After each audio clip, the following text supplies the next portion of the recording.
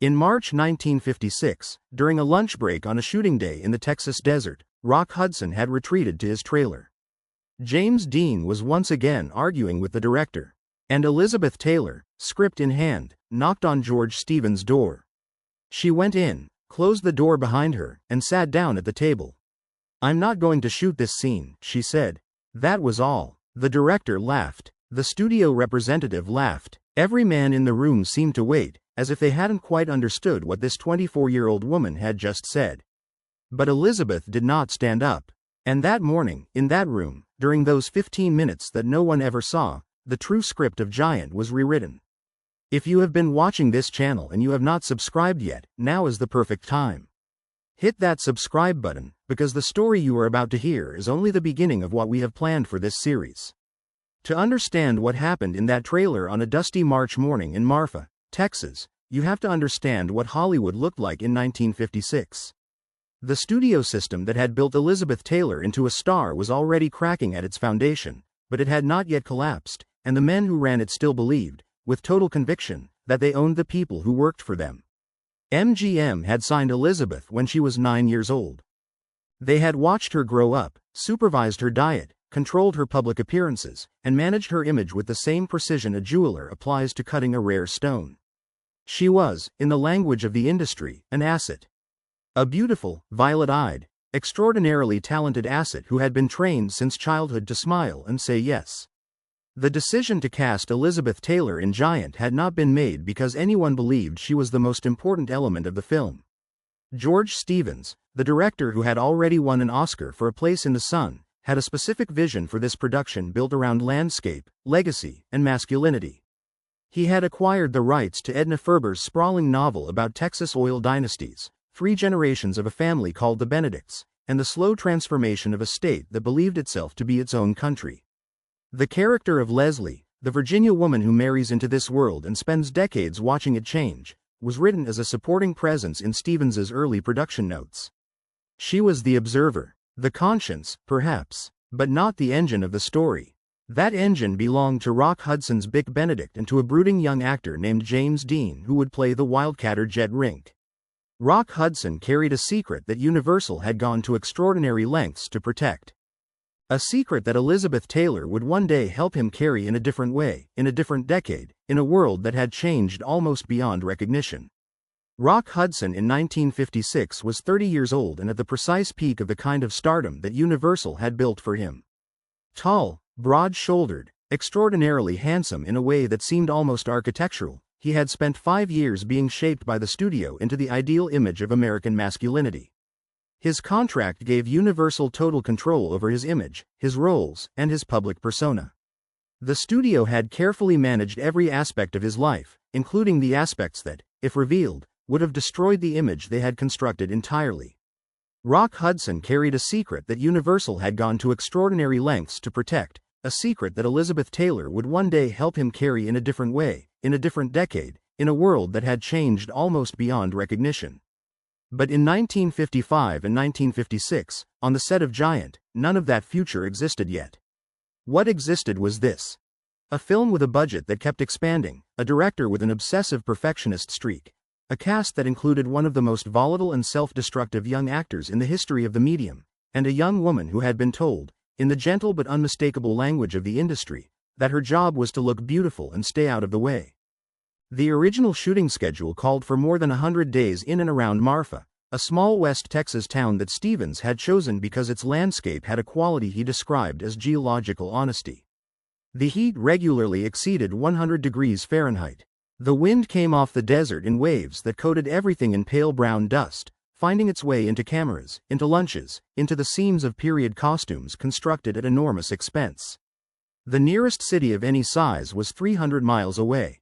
The isolation was total, and within that isolation, a dynamic began to develop between the 3 leads that Stevens had not entirely anticipated. James Dean was by this point already something other than a simply difficult actor. He had emerged from East of Eden and Rebel without a cause as a figure who seemed to represent something beyond performance, something that the culture was reaching for but could not quite name. He was also almost impossible to direct in the conventional sense.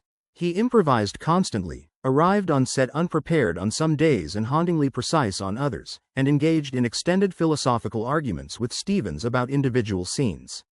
Elizabeth watched this. She watched how Dean negotiated, how he pushed, how he refused, and how Stevens, who was not a man who yielded easily, yielded to him anyway, because whatever Dean brought to the frame was simply too valuable to sacrifice on the altar of protocol. Rock Hudson watched, but from a different angle. Hudson was a professional in the most precise sense of the word. He arrived on time, knew his lines, and delivered performances technically flawless and emotionally calibrated exactly to the temperature the scene required. But Hudson was operating under a constraint that Dean was not, a constraint that had nothing to do with the film and everything to do with the architecture of his life. He could not afford to make the wrong kind of noise. He could not afford to be the subject of a certain kind of story. And so he was, in his own way, playing a character not just on screen but constantly, in every interaction, in every photograph, in every interview. Her character, Leslie Benedict, was written in the early drafts as a woman defined primarily by her relationship to her husband.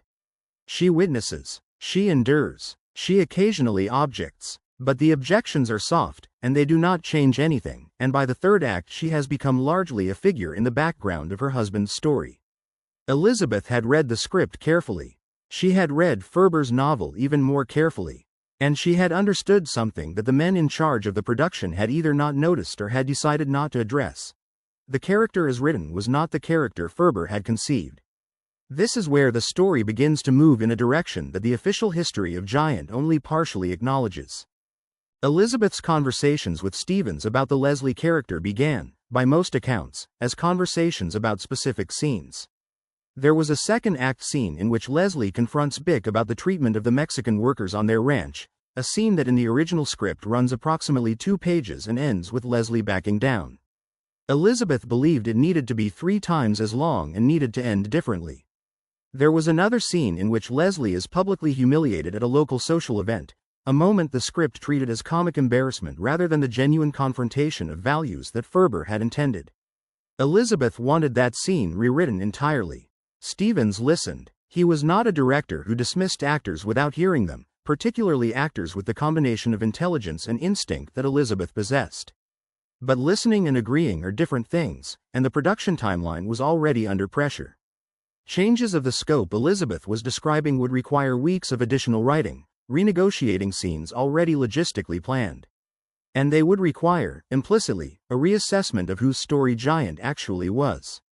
That March morning, when Elizabeth walked into Stevens's trailer with the script in her hand and told him she would not shoot a specific scene, she was not being impulsive. She had been building toward this moment for weeks. She had spoken to the producers, to the MGM liaison observing the production, and to Rock Hudson, who had listened with the particular quiet attention he brought to everything that might complicate his situation, and who had ultimately, in his understated way, indicated that he thought she was right. What she said in that trailer, in those 15 minutes that nobody else witnessed, has never been fully reconstructed. What is documented is what happened afterward. The scene was not shot that day. And over the following 3 weeks, the Leslie Benedict character as shot began to diverge, quietly but unmistakably, from the version that had been scripted. The scene was not shot that day. Stevens called a 2-hour delay and spent part of that delay on the phone with the writers. When production resumed, the blocking for the afternoon had been adjusted. Over the following 3 weeks, the Leslie Benedict character as shot began to diverge quietly but unmistakably from the Leslie Benedict character as originally scripted. The confrontation scene was extended. The humiliation scene was rewritten. A monologue that the screenplay had assigned to Bick was redistributed between the 2 characters, giving Leslie the final words. Nobody issued a press release about any of this. The changes accumulated like sediment, gradually, until the film that was eventually assembled in the editing room was substantially different from the film that had been described in the original production documents. None of this happened cleanly. Stevens and Elizabeth had real disagreements throughout the shoot that went beyond negotiation into genuine conflict. There were days when the set was charged with a tension that the crew described years later as almost physical, a pressure everyone felt and nobody addressed directly. James Dean moved between the 2 of them in a way that sometimes diffused the tension and sometimes amplified it. He and Elizabeth had developed a genuine intimacy, the kind of connection that forms between people who recognize in each other a particular quality of interior life. He would die in a car accident in September 1955, before the film was finished, and the loss would sit inside the completed picture like something heavy and unacknowledged. Rock Hudson, through all of this, maintained his careful equilibrium. He was good in Giant. He was better than good. He gave Bick Benedict a physicality and a particular brand of contained emotion that the character required, and he navigated the shifting dynamics of the production with a professionalism that everyone on set admired even when they found it slightly opaque. What nobody on that set knew, what almost nobody in Hollywood knew, was what it cost Rock Hudson to maintain that equilibrium every single day, not just in front of the cameras but in every conversation, every public moment, every interview in which he described his relationships with women and his aspirations for a conventional domestic life that he was never going to have. Elizabeth knew, or at least she suspected, and suspicion between two intelligent people in close quarters over months of difficult work has a way of becoming something more solid than suspicion. She never said anything publicly during those years, but she held what she knew with the same careful attention she brought to everything she decided to protect. Giant was released in October of 1956. It ran 3 hours and 17 minutes. Reviews were almost uniformly favorable, with particular attention paid to all 3 lead performances. The picture received 10 Academy Award nominations, including Best Picture, Best Director for Stevens, Best Actor for both Hudson and Dean, and Best Actress for Elizabeth Taylor. Stevens won his second Oscar for Best Director. The acting awards went elsewhere that year, and there would be arguments for decades about whether the Academy had gotten those decisions right. But the numbers and the nominations are not the most important thing Giant left behind, and this is the part of the story that very few people tell accurately. What Giant left behind was a precedent. The film that Elizabeth had partially rewritten through force of will became a document, in the industry's collective memory, of what a woman's role in a major Hollywood production could look like when the woman refused to accept the version of that role she had been handed. Other actresses noticed. The conversations that began in dressing rooms and agents' offices in the years after Giant were different from those before, more pointed, more informed by a sense that the terms were negotiable if you were willing to sit in the room and not leave. None of this transformed Hollywood overnight. The changes were slow, incremental, often reversed, frequently harder to achieve for women who did not have Elizabeth Taylor's particular combination of beauty, box office, and sheer willpower. The studio system that had shaped her since childhood would continue to constrain countless actresses who lacked her leverage. But the knowledge itself, the knowledge that a woman could walk into a director's trailer and say this is not what we are going to do and walk out with the scene rewritten, had entered the culture of the industry in a way that could not be entirely extracted. Rock Hudson went on to make more films. He and Elizabeth remained close. The friendship would endure through decades neither of them could have predicted on that dusty Texas afternoon. Rock Hudson went on to make more films, more romantic comedies, more westerns, more of the pictures that Universal had built his stardom on. He and Elizabeth remained close in the way that people remain close when they have shared something difficult and emerged from it with mutual respect.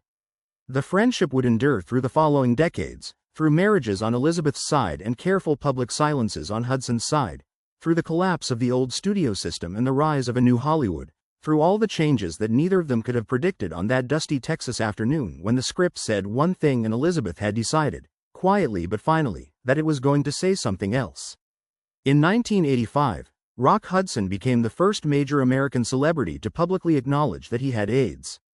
The announcement sent a shock through a country that had spent 4 years treating the epidemic as a disease of people it had decided not to think about too carefully.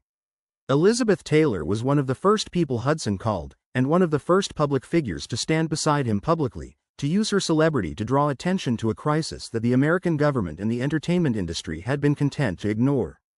The work she did in those years, the foundation she built, the money she raised, the testimony she gave before congressional committees, all of it had a quality of absolute commitment that surprised even people who had known her for decades. There are people who will tell you that Elizabeth Taylor's AIDS activism was about Rock Hudson, that it was personal loyalty translated into public action. And personal loyalty was certainly part of it. But there was something else in it too, something that connected back to a desert morning in Marfa 3 decades earlier, to a woman who had looked at a situation she found wrong and had decided, without hesitation and without apology, to change it. The capacity that had rewritten a film script was the same capacity that walked into Senate hearing rooms and said the words that needed to be said regardless of who in the room found them uncomfortable. The mechanism was identical, only the stakes were different. George Stevens never spoke in detail about what happened in that trailer. What is documented is only what followed. And what followed changed everything. George Stevens never spoke in detail about what happened in that trailer in March of 1956. The production records from Giant document the schedule changes and rewrites in the administrative language of studio logistics, without commentary on the human forces that produced them. Rock Hudson gave interviews about Giant for the rest of his life, invariably warm and precise about Elizabeth's professionalism and instinct. He never mentioned the trailer conversation because he was not there. But in several late interviews, when asked about the women he had worked with, he said something that people who knew the context of Giant found telling.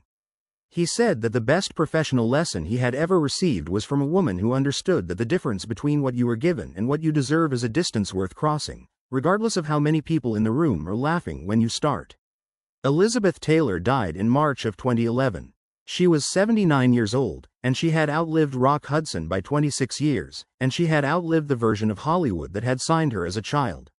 The tributes that followed her death were full of references to her beauty, her marriages, her jewelry, her scandals, all the surface materials of a life conducted in public since before she was old enough to understand what public meant. But underneath all of that, for anyone willing to look, was a different story. The story of a woman who had understood, earlier than almost anyone around her, that the room would laugh, and that you stayed in your seat anyway, and that the 15 minutes of silence that followed the laughter were where everything that mattered actually happened.